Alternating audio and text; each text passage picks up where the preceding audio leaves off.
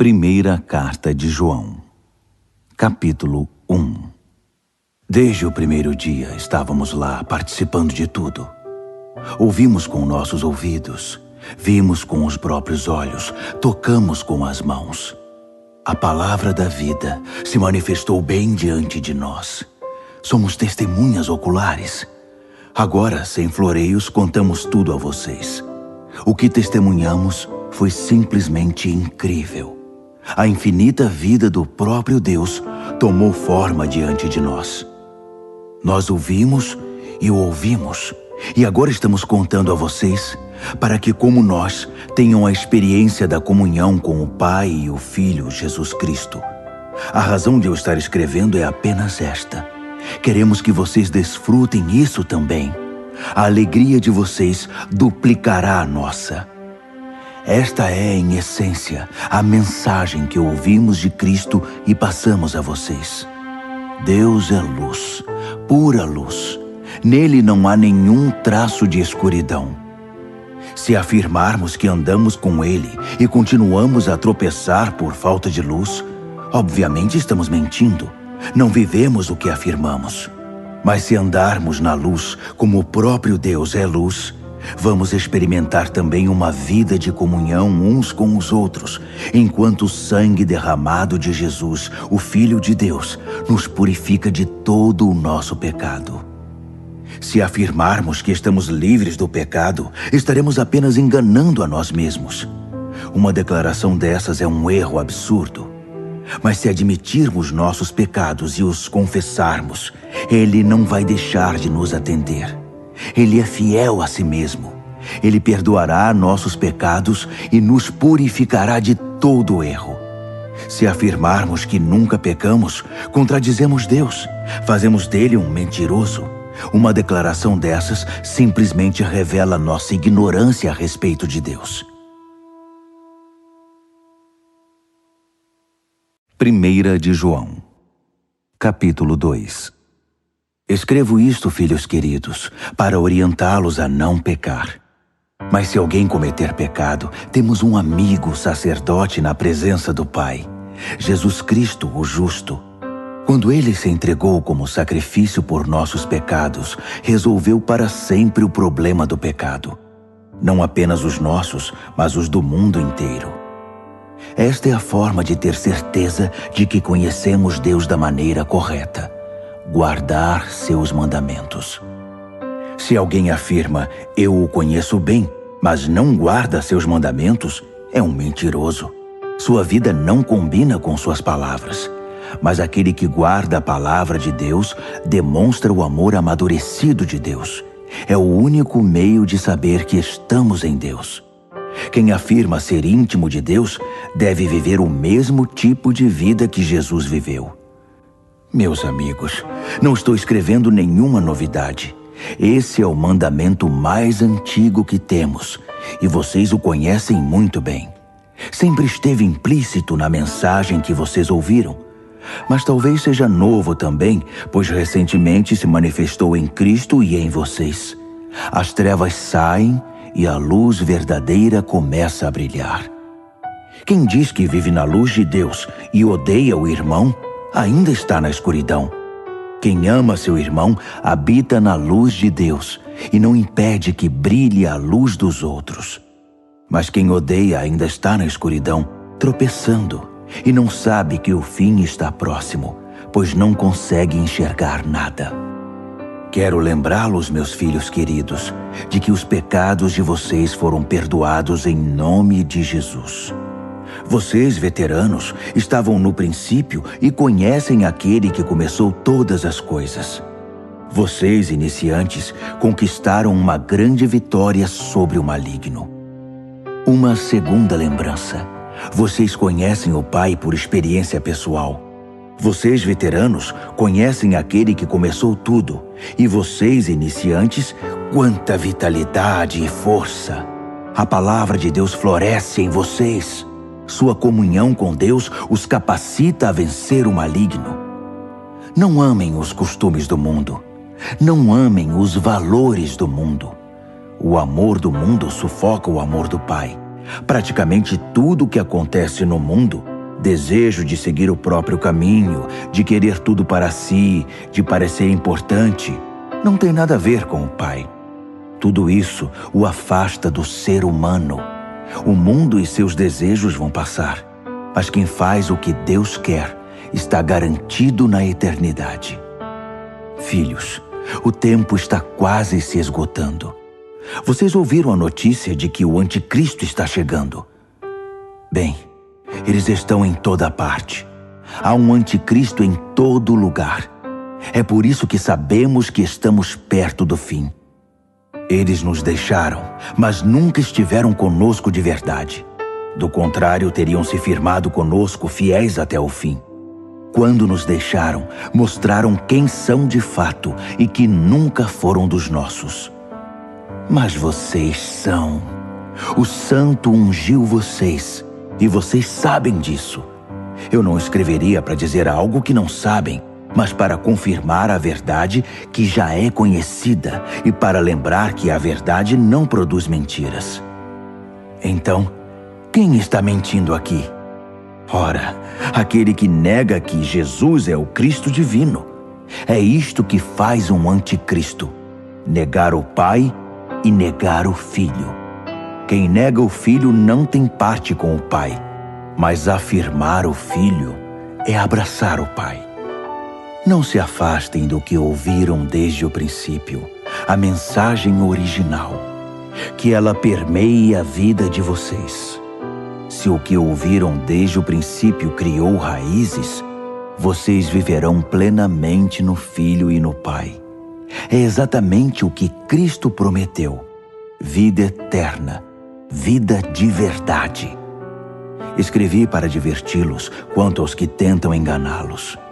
Mas eles não são páreo para o que está profundamente enraizado no coração de vocês: a unção de Cristo, nada menos que isso. Vocês não precisam que ninguém apresente nenhum ensino novo.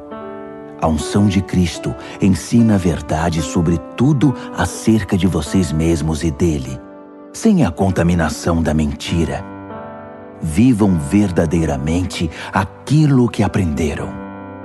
Agora, filhos, permaneçam com Cristo. Vivam plenamente em Cristo e estaremos prontos quando Ele se manifestar. Prontos para recebê-lo de braços abertos, sem motivo de vergonha e sem desculpas esfarrapadas. Uma vez que vocês estão convencidos de que Ele é correto e justo, não terão dificuldades de reconhecer que todos os que praticam a justiça são os verdadeiros filhos de Deus.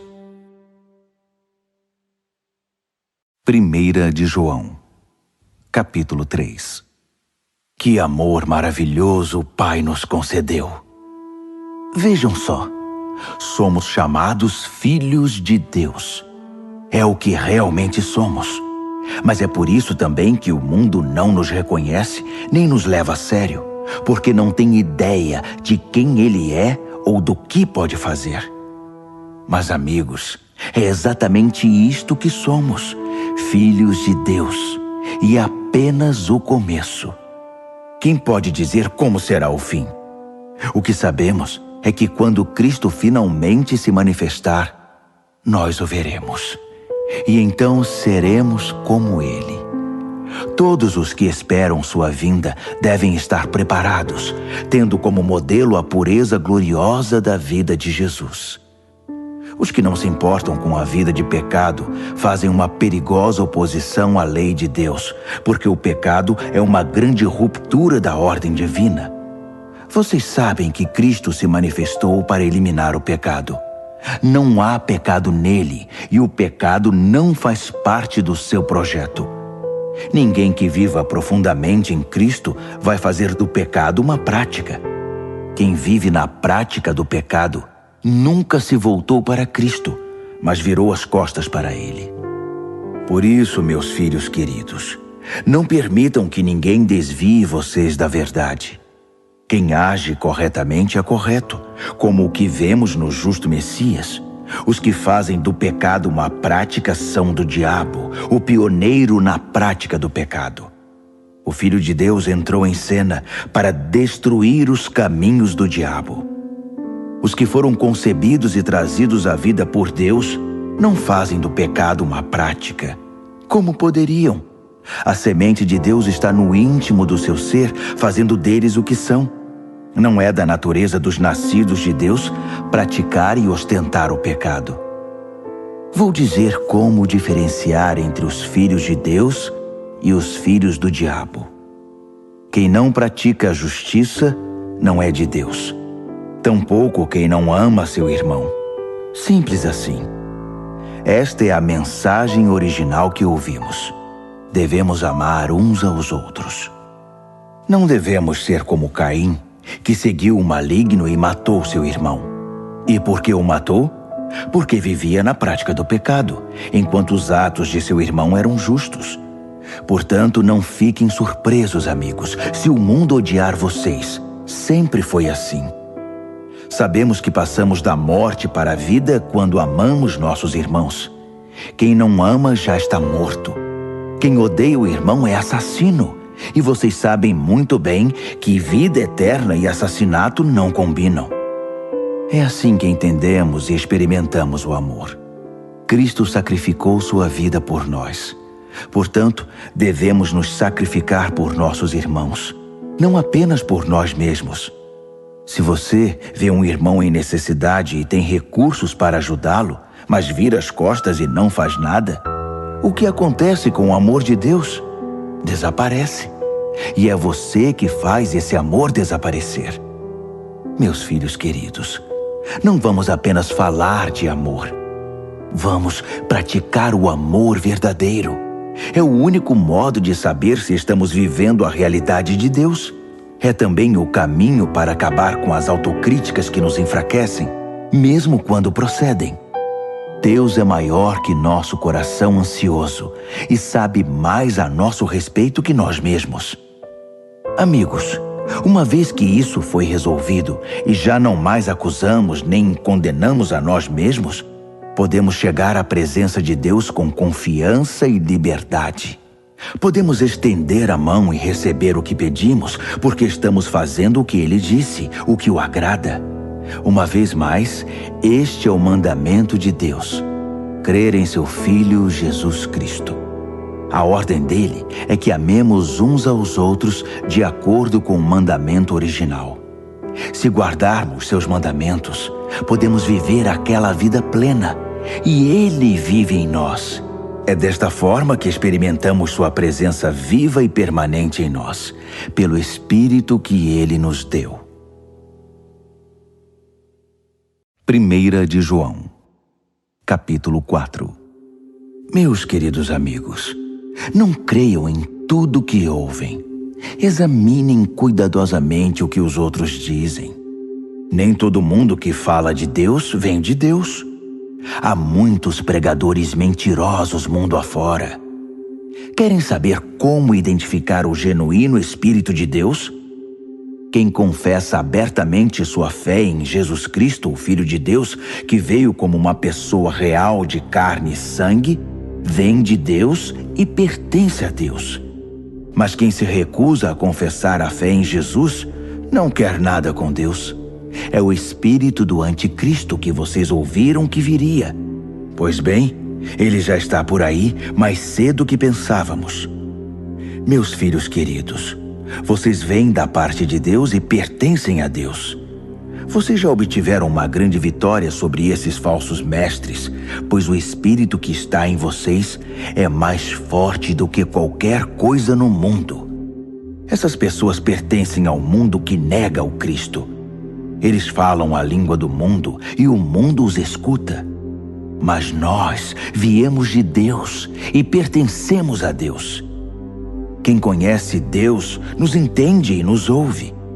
Quem não quer nada com Deus, evidentemente, não vai nos ouvir. Esse é outro teste para diferenciar o espírito da verdade do espírito do engano. Meus amigos amados, continuemos a amar uns aos outros, pois o amor vem da parte de Deus. Quem ama é nascido de Deus e tem um relacionamento real com Ele. Quem se recusa a amar não sabe o que mais importa sobre Deus, pois Deus é amor. Vocês não podem conhecê-lo se não amam. Foi assim que Deus demonstrou seu amor por nós. Deus enviou seu único Filho ao mundo para que pudéssemos viver por meio dele. É desse amor que estamos falando. Não que tenhamos amado a Deus, mas que Ele nos amou e enviou seu Filho como sacrifício para purificar nossos pecados e consertar os danos que eles causaram em nosso relacionamento com Deus. Meus amigos queridos, se Deus nos amou assim, então devemos amar uns aos outros. Ninguém viu Deus, nunca. Mas se amarmos uns aos outros, Deus habitará no íntimo do nosso ser e seu amor será completo em nós, amor perfeito. Sabemos que estamos vivendo uma vida plena nele e ele em nós, porque ele nos deu vida que procede da sua vida, que vem do seu Espírito. Além disso, vimos por nós mesmos e continuamos a afirmar que o Pai enviou seu Filho para salvar o mundo. Quem confessa que Jesus é o Filho de Deus, participa de um relacionamento íntimo e estável com Deus. É por saber disso que abraçamos de coração esse amor que procede de Deus. Deus é amor.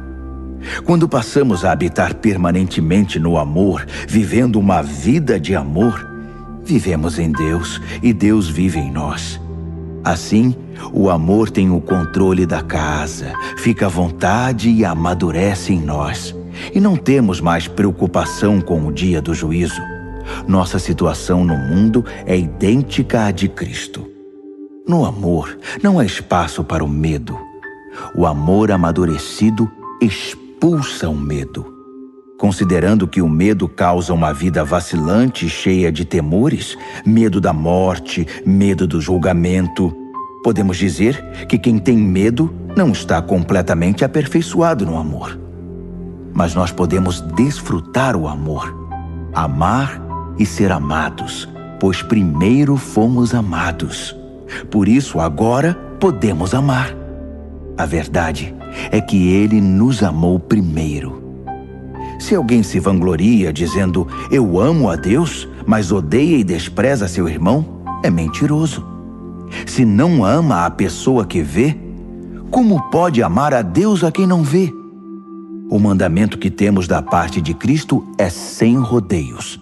Amar a Deus se vê na prática de amar o próximo.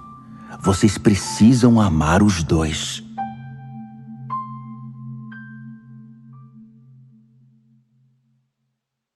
1 de João, capítulo 5. Quem acredita que Jesus é de fato o Messias é nascido de Deus. Se amamos aquele que gera o Filho, sem dúvida amaremos o Filho que nasceu.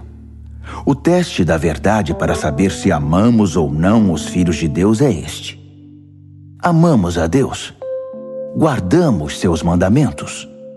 A prova de que amamos a Deus está na guarda dos seus mandamentos, e eles não nos parecem difíceis. Quem nasce de Deus está acima da influência do mundo. O poder que põe o mundo de joelhos é a nossa fé. A pessoa que se põe acima da influência do mundo acredita que Jesus é o Filho de Deus. Jesus, o Cristo divino. Ele experimentou um nascimento que doa a vida e uma morte que mata a morte. Não apenas um nascimento físico, mas um nascimento batismal de seu ministério e de sua morte sacrificial. E em tudo isso, o Espírito confirma a verdade, a realidade da presença de Deus no batismo e na crucificação de Jesus, tornando essas ocasiões vivas para nós. O testemunho é tríplice: o Espírito, o batismo e a crucificação, os três em perfeito acordo. Se damos algum valor ao testemunho humano, nos sentiremos muito mais seguros com o testemunho de Deus a respeito do seu Filho. Quem crê no Filho de Deus, confirma no íntimo do seu ser o testemunho de Deus. Quem se recusa a crer, está chamando Deus de mentiroso, recusando-se a crer no testemunho do próprio Deus a respeito de seu Filho. Esta é a essência do testemunho. Deus nos deu vida eterna, e a vida está em seu Filho. Por isso, quem tem o Filho tem a vida. Quem rejeita o Filho, rejeita a vida. Meu propósito em escrever é simplesmente este: que vocês que creem no Filho de Deus saibam que, sem sombra de dúvida, têm a vida eterna. A realidade, não a ilusão. Na presença dele, temos confiança e liberdade para fazer nossos pedidos de acordo com sua vontade, na certeza de que ele nos ouvirá. E se temos essa certeza, sabemos que a resposta é garantida. Por exemplo, se vemos um cristão pecando, não falo aqui dos que fazem da prática do pecado um caminho fatal que leva à morte eterna. Pedimos a ajuda de Deus e ele nos atende, dando vida ao pecador cujo pecado não é fatal. Existe pecado que é fatal. E nesse caso não digo que se deva orar. Tudo que fazemos de errado é pecado, mas nem todo pecado é fatal. Sabemos que ninguém nascido de Deus faz do pecado uma prática. O pecado fatal. Os nascidos de Deus são também protegidos por Deus. O maligno não pode tocar neles. Sabemos que somos protegidos por Deus. Só o povo do mundo continua nas garras do maligno. Sabemos também que o Filho de Deus veio para que pudéssemos reconhecer e entender a verdade de Deus. Que presente! E que vivemos na própria verdade, no Filho de Deus, Jesus Cristo. Jesus é, ao mesmo tempo, Deus verdadeiro e vida verdadeira. Filhos queridos, cuidado com as imitações.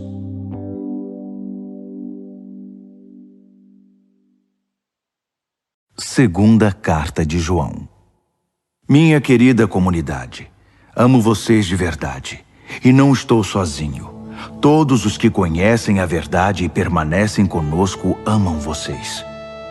Que a graça, a misericórdia e a paz sejam com vocês, na verdade e no amor de Deus Pai e de Jesus Cristo, Filho do Pai. Não consigo dizer como estou feliz por saber que muitos membros da sua comunidade fazem de tudo para viver a verdade exatamente como o Pai ordenou. Mas me permitam lembrar uma coisa, e não se trata de um novo mandamento, apenas de uma repetição do mandamento básico e original. Amem uns aos outros.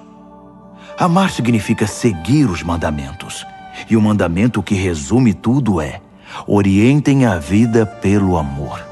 Essa foi a primeira coisa que vocês ouviram e nada mudou. Há muitos charlatões de conversa suave pelo mundo afora. Eles se recusam a crer que Jesus Cristo foi verdadeiramente humano, um ser humano de carne e osso. Vamos chamá-los pelos seus verdadeiros nomes: enganadores, anticristos. Tomem cuidado com eles, para que vocês não percam o que nos custou tanto trabalho. Quero que vocês recebam a recompensa a que têm direito. Quem vai longe demais, a ponto de ir além do ensino de Cristo, está se afastando de Deus.